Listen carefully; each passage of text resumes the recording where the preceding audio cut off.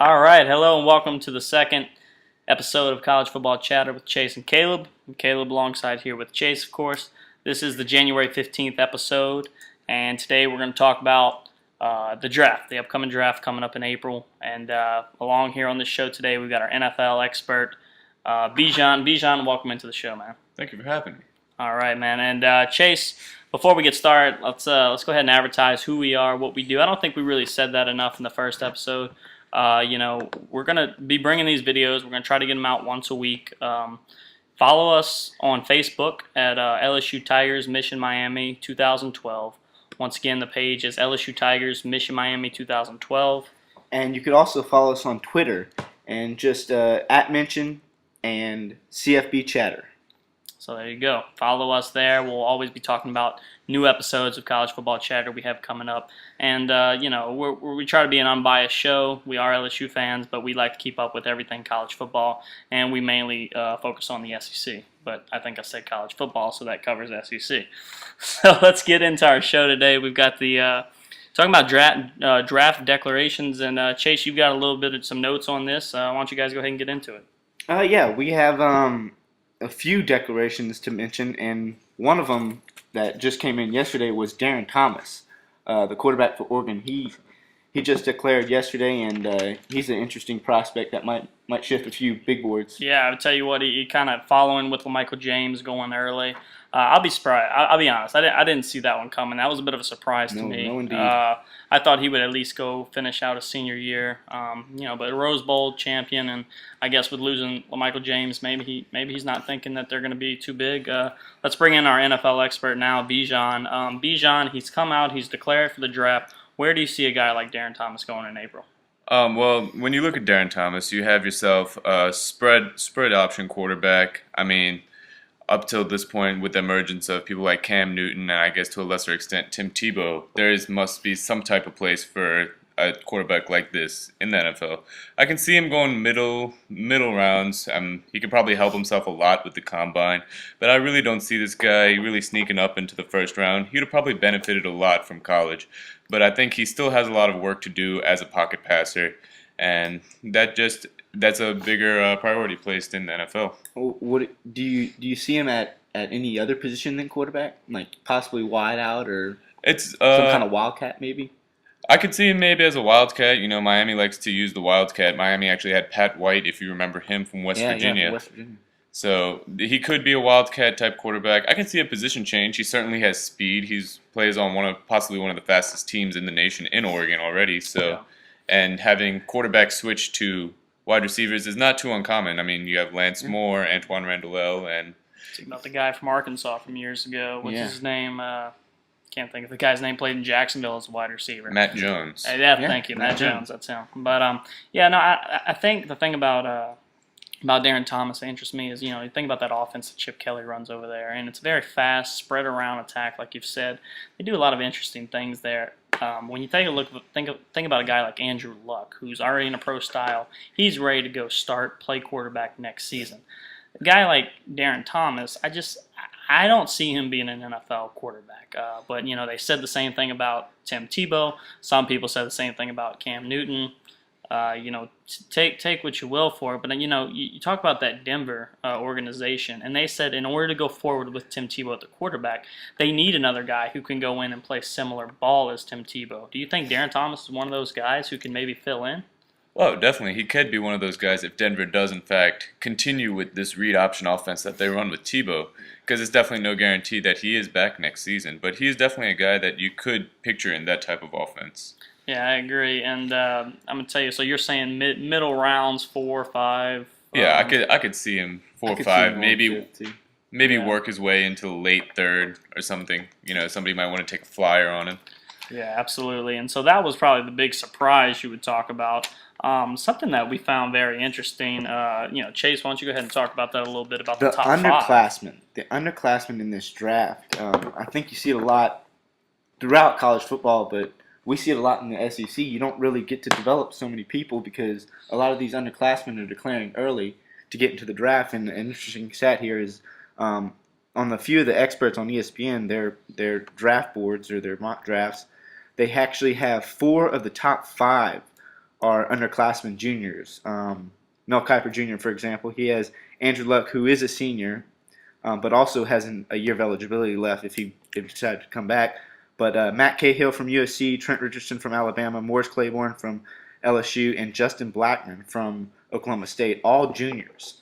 So it's quite a bit surprising that all these underclassmen are coming out and really want to get in the NFL early. And for the first time in quite some years, you sit there and you break down the top 5 of all these great athletes. Obviously, they all deserve where they're being talked about going. But for the first time in a while, the Heisman Trophy winner has not been mentioned as one in the top five. Robert Griffin III out of Baylor. He's also an underclassman. He's decided to come out. I personally see him as a better fit at some organizations than Andrew Luck. Obviously, though, Andrew Luck, he has the pro-style offense under his belt, being out in Stanford for all those years. But, Bijan, let's get your opinion on Robert Griffin III. Where do you see him possibly going, and can he be a success in the NFL? Well, I mean, Robert Griffin, obviously, you know what he's done at Baylor. He took a team with average talent and made them relevant, to be honest. And in a lot of ways, he's a better athlete than Andrew Luck, a lot faster. But he also runs the read option stuff, but I think he's definitely a more polished pocket passer than people who ran it like Tim Tebow, like a Cam Newton. But see, I think you can go 2 ways with Robert Griffin. If the Colts decide to go number 1 with Robert Griffin, which I personally think they should do, and have him sit behind Peyton Manning, I think it would benefit him a lot more than, say, Andrew Luck, who's probably ready to just come in and play already, even though sitting behind Peyton Manning really is just never a bad thing. Yeah, let's go talk about the Aaron Rodgers behind Favre thing. But is that where the Colts are right now? Are they expecting to have Manning back next year?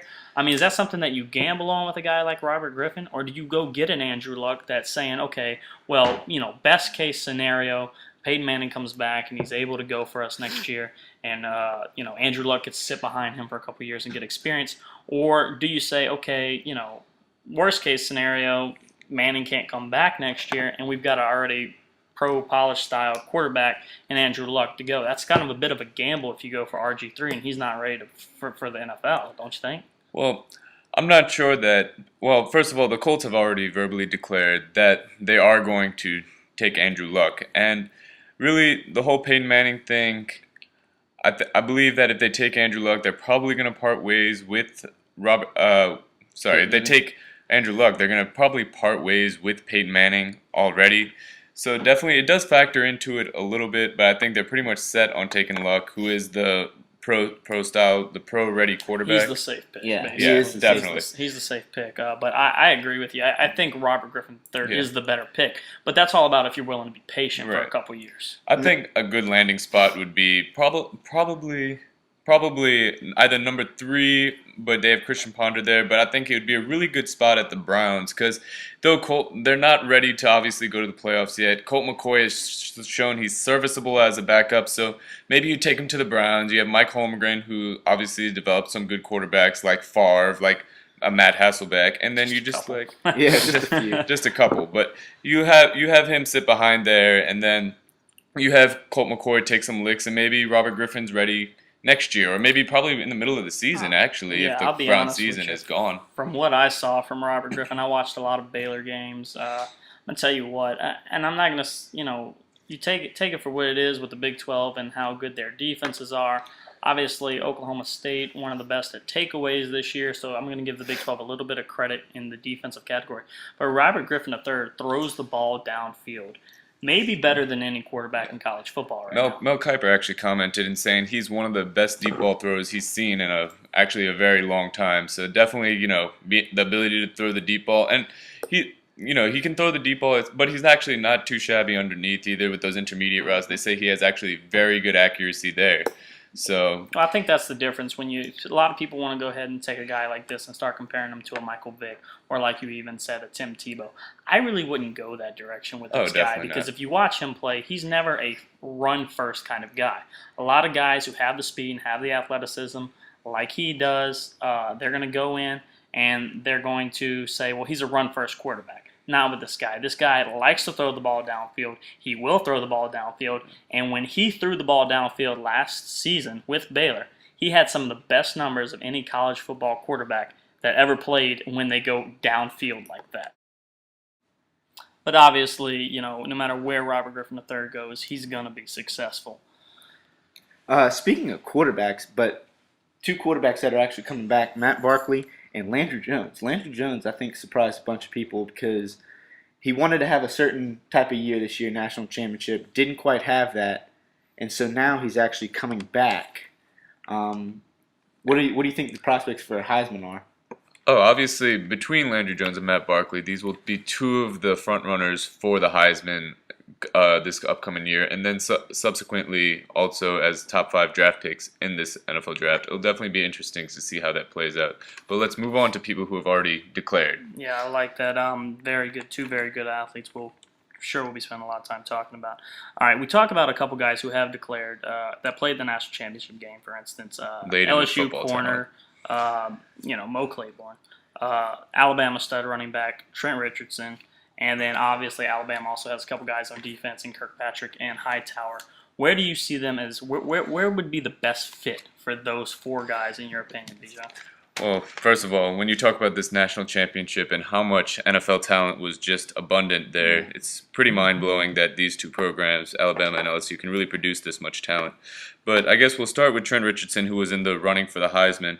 Trent Richardson's an interesting case. I mean, he's your typical bell cow, give it to him 25 times a game. But you're seeing with more pass-heavy offenses that they're just going to a committee bag. You look at New Orleans Saints with the 6th potent rushing attack. They have, 3 no-names and Mark Ingram back there. And then you look at all these committee backs. So he could definitely fall between anywhere from really 5 to 17. Yeah, Mel Kiper Jr. actually stated, he has Trent at 3rd on his big board, but he feels that he'll fall, because historically, like Bijan was saying, these teams have 2 and 3 running backs, a stable of running backs already, and sometimes they may trade up like Mark yeah, Ingram absolutely. last year. But when I think of a guy like Trent Richardson, I'm going to give Trent Richardson some respect because I got a chance to watch a few of his games this season. This is a guy that I think has an ability to be a Ray Rice, has the ability and the talent to be an Adrian Peterson. So I understand what you guys are saying with these committee of backs, but do you not think he's a guy that could be the one show guy, and then you take a free agent and stick him in there to give him a breather every now and then? But when I watch him run, he just seems more like a Ray Rice to me. But, definitely a lot of talent there, and we'll have to see how that goes. We'll continue to talk about that as we get closer.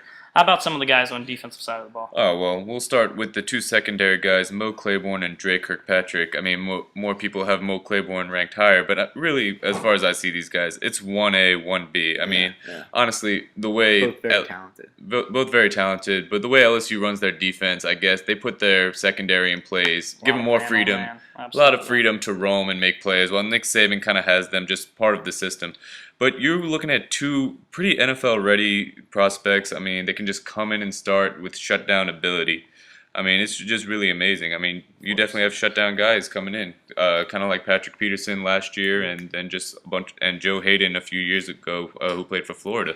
Yeah, both really good cover corners too. And Most I think definitely. They'll benefit well by.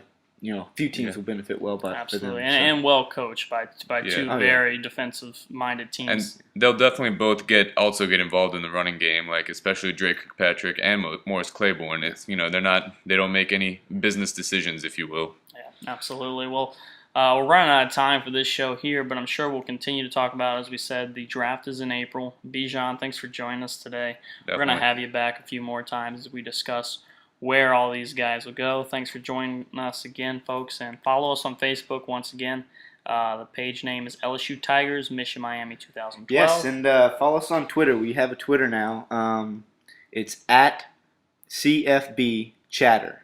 And just if you have a Twitter account, just go there and type us in, follow us. You'll get the latest info on college football. The Twitter account. anything. The Twitter account is more of an unbiased. We're going to be more college football oriented, whereas the Facebook page obviously geared more towards LSU. But the Twitter is a very just college football in general, no bias, absolutely whatsoever. So once again, guys, thanks for joining us. Hope you can come check us out next time. Share the video. Yeah, appreciate it.